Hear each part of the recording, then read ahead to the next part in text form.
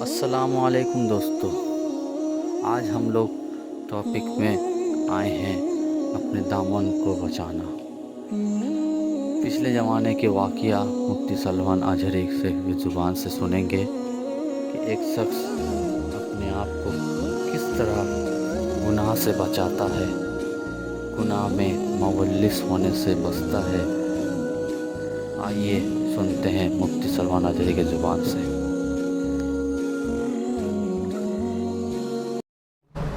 میں ایک بات بتاتا ہوں، پچھلے زمانے کی ایک بات ہے کہ ایک پرہیزگار شخص تھے، متقی تھے بنی اسرائیل میں۔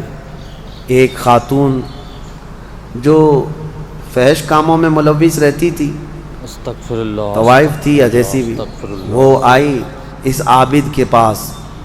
یہ پرہیزگار شخص تھا۔ یہ جب آئی تو کہا کہ رات گزارنے کے لیے میرے پاس کوئی ٹھکانہ نہیں ہے، باہر ٹھنڈی اور بارش ہے، مجھے تھوڑی سی جگہ دے دو۔ اس عابد نے رحم کھا کر اپنے گھر میں عورتوں کے رونے پر کبھی شیطان داخل ہو جاتا ہے۔ مدد کے لیے عورت رونا دھونا جب کرتی ہے تو اچھے اچھوں کا ایمان ختم ہو جاتا ہے۔ وہ عورت رونے لگی کہ میرا کچھ کوئی سہارا نہیں، بارش میں بھیگ جاؤں گی، میں تڑپ تڑپ کے ختم ہو جاؤں گا۔ اس عابد شب زندہ دار اس نے اپنے خانقاہ میں جگہ دے دیا۔ جب رات ہو گئی تو وہ عورت آئی اس کے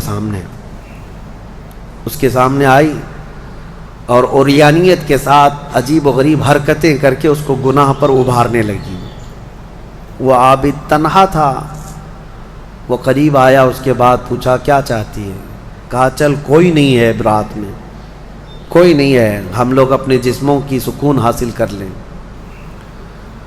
اس عابد نے کہا کہ ٹھیک ہے، میں اس سے پہلے تھوڑی دیر میں بھی آتا ہوں، خواہش ہے تیرے ساتھ آ جاتا ہوں، سوتا ہوں، لیکن اس سے پہلے میں دیکھتا ہوں۔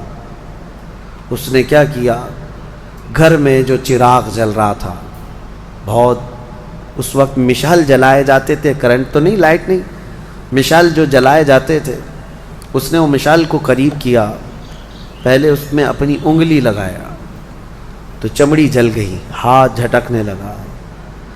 وہ خاتون تیار کھڑی تھی، پوچھنے لگی کہ کیا کر رہا ہے؟ کہا رک جا، دیکھ رہا ہوں۔ تھوڑی دیر کے بعد دوسری انگلی آگ میں لگایا، چمڑی جل گئی۔ پھر اس کے بعد وہ اسی طرح جلاتا رہا انگلی کو۔ اس خاتون نے پوچھا کہ کیا کر رہے ہو تم؟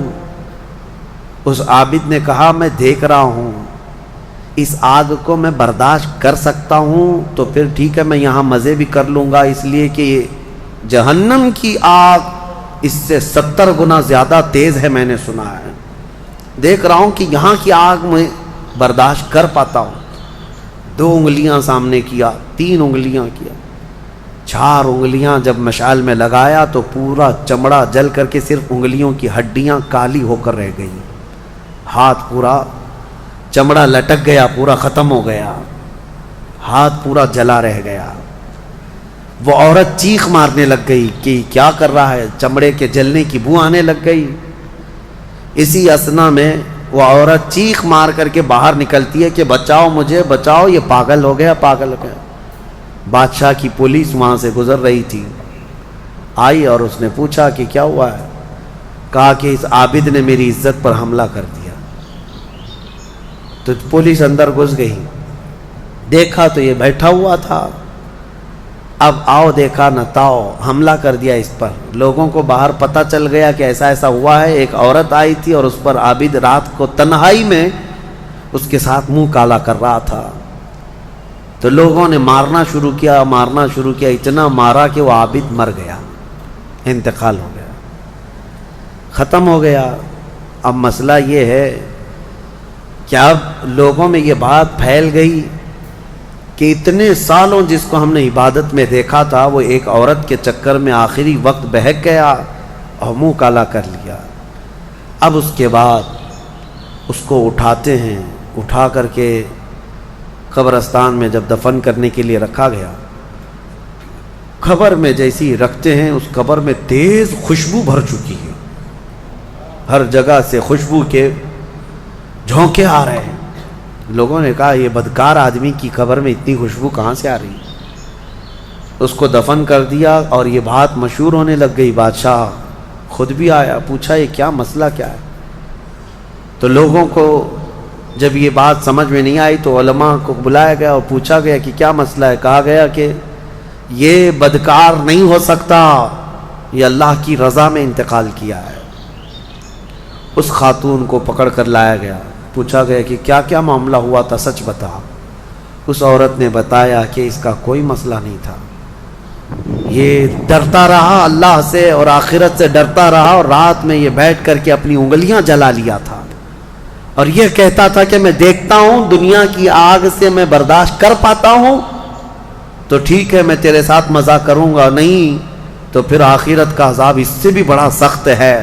وہ یہ کہتا رہا اور میں بھاگ کر گئی, اتنے میں لوگ آئے اور اس کو مار دیے. بادشاہ نے پوچھا کہ دیکھو اس کو پھر سے نکالو. نکالا گیا.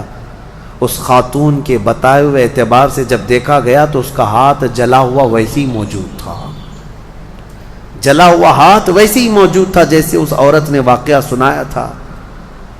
پھر لوگوں نے بہت توبہ کی کہ اس کو مارنے کا کیا گناہ تھا, اس کا جرم تھا, لیکن بہرحال وہ شہید تھا. اس حکایت کو نقل کر کے فرماتے ہیں صاحب حکایت کہ یہ وہ لوگ تھے جن کا ہر کام آخرت سے جڑا ہوا تھا.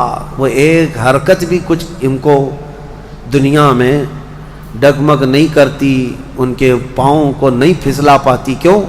وہ ڈرتے اس بات سے تھے کہ آخرت میں کیا ہوگا, آخرت میں کیا ہوگا.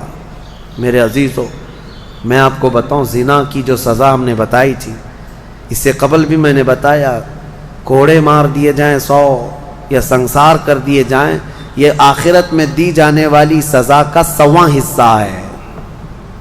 اس سے 100 گنا زیادہ سزا وہاں پر قیامت میں. تو پھر وہ کیسی ہوگی سزا؟ پھر 100 گنا زیادہ سزا کیا ہے؟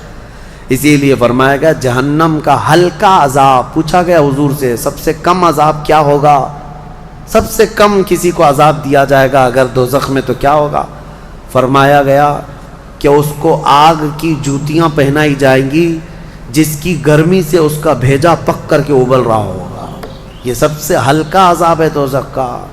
پھر جہاں اللہ نے عذاب علیم کہا, عذاب عظیم کہا, عذاب مہین کہا, دردناک عذاب, بڑا عذاب, ذلت والا عذاب, تو پھر وہ کیسا ہوگا؟